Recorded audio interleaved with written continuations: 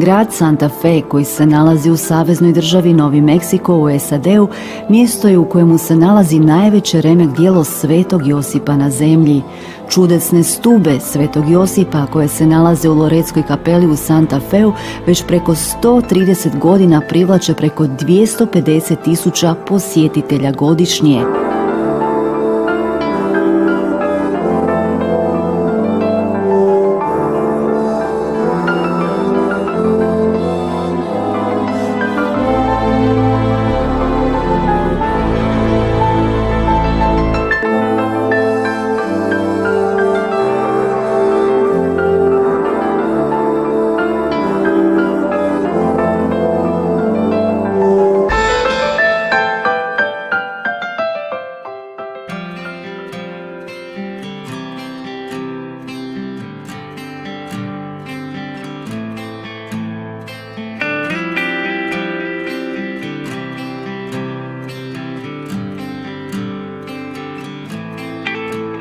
Časne sestre u jesen 1852. godine napuštaju državu Kentucky, prelaze rijeku Mississippi kod St. Louisa i dolaze tamo na zahtjev biskupa.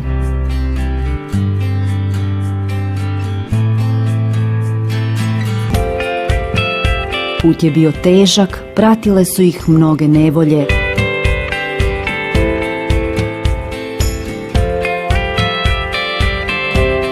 Nakon više mjeseci borbe i strahova, slomljenih osovina i kotača, sestre Magdalena, Katarina, Hilarija i Roberta dolaze u Novi Meksiko u Santa Fe.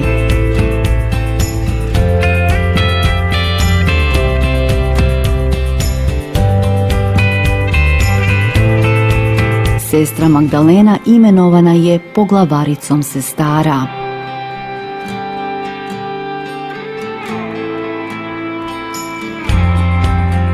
Ubrzo se počeo graditi samostan i škola koja dobiva ime Loreto Akademija Gospe od svjetlosti. –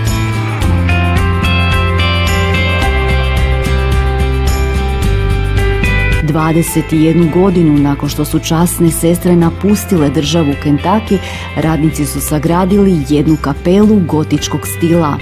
Na zahtjev biskupa Lamija, kapela je napravljena po planu i modelu Svete kapele iz Pariza. Širina kapele bila je 7,5 metara sa 22,5 metra dužine i 25,5 metara visine, a u pozadini je potkrovlje za pjevački kor.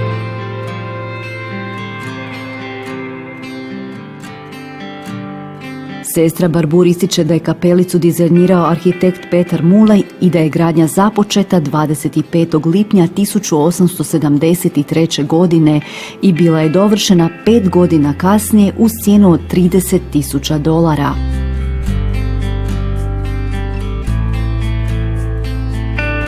Kada je kapelica bila dovršena, otkrivena je jedna velika pogreška. Kapelica je bila krasna i lijepa kao i potkrovlje za kor, ali nije bilo stuba ni načina kako se popeti na kor.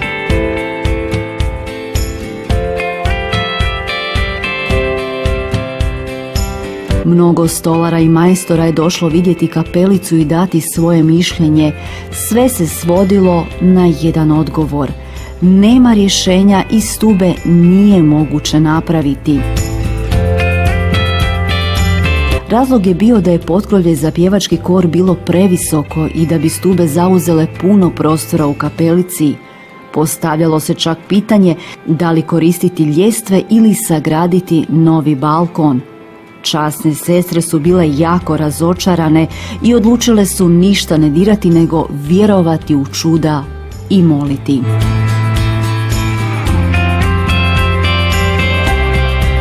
Kako su časne sestre bile bliske pobožnošću sa Svetim Josipom, bilo je normalno da se njemu mole i da molitve budu uslišene. Zavjetovale su devetnicu Svetom Josipu u nadi da će naći rješenje njihovom problemu.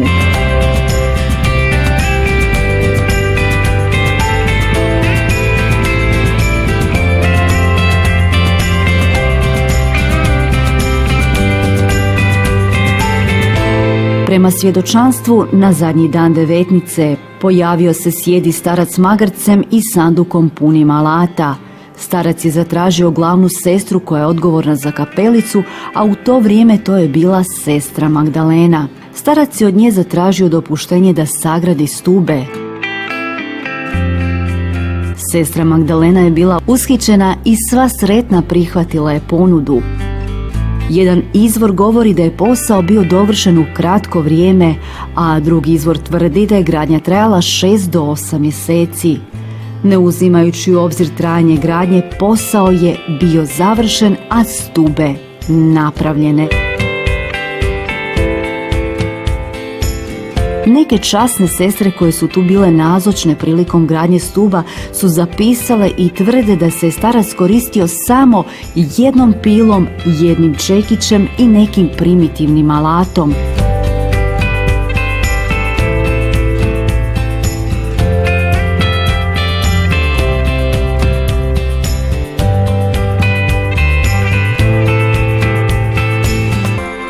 Još se prisjećaju da je sve okolo bilo puno dasaka i nekoliko drvenih kanti punih vode i komadića drveta u njima.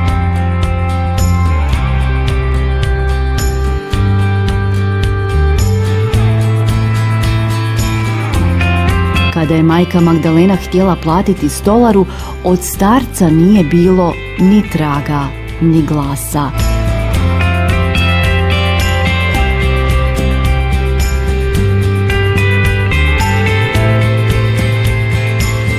Čak ni lokalni dućani koji su prodavali stolariju potvrdili su da starac nikada nije kupio bilo kakvo drvo kod njih.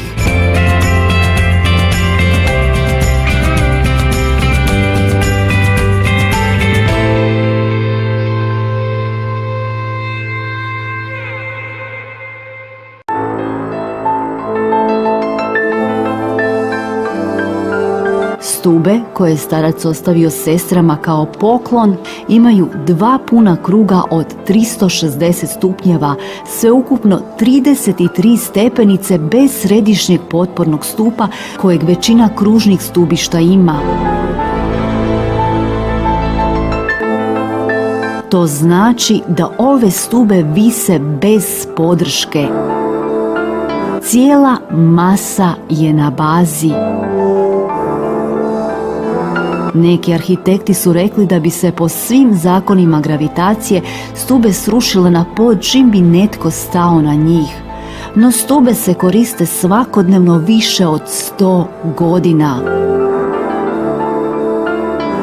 Mnogi američki i strani arhitekti su došli vidjeti kako te stube mogu stajati bez potpore. Svi su se divili ovim stubama, a neki su čak govorili da će se raspasti čim se počnu koristiti. Ali one su još uvijek tu. Rukohvat nije bio postavljen kad iz stube, nego tek nakon 2 godine kasnije. Također, neki tvrde da takva vrsta drveta koja se olako savija ne postoji u Novom Meksiku. Gdje je materijal bio nabavljen, ni dan danas se ne zna.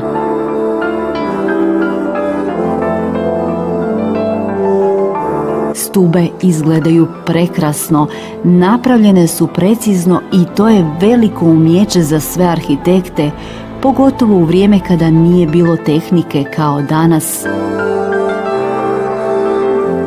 Ne treba zaboraviti da je starac imao samo nekoliko osnovnog alata. Čudo je što su ove stube napravljene bez ljepila i bez čavala.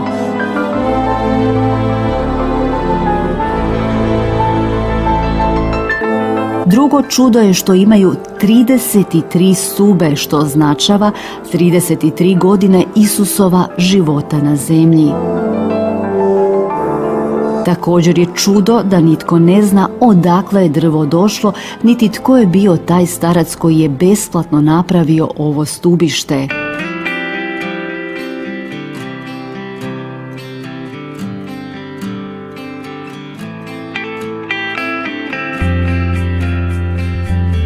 Mnogi su uvjereni da je skromni stolar bio sveti Josip, kao i njegov tihi molitveni trud koji je upravo vrlina koja se može očekivati samo od poočima našeg Gospodina Isusa.